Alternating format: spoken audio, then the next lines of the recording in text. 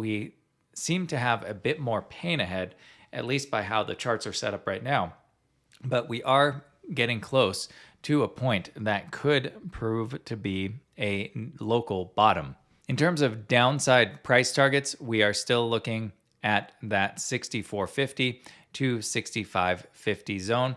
And if we do see a swift resolution, I would actually love to see 65.50 hold somewhere in this area, which is the first breakdown target from the break we got on the 20th of January.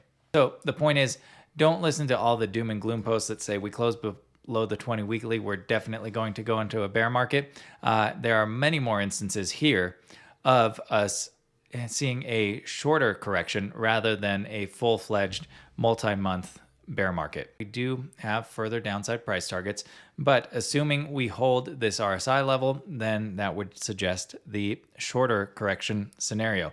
The other thing we have to watch this week is the VIX, because the VIX closed above 28. It closed at 29.4 on Friday. We originally just rejected off of 28, and these shorter, sharper corrections that we have seen in the fall of this year and earlier before the tariff correction, they all kind of reject between 28 and 29.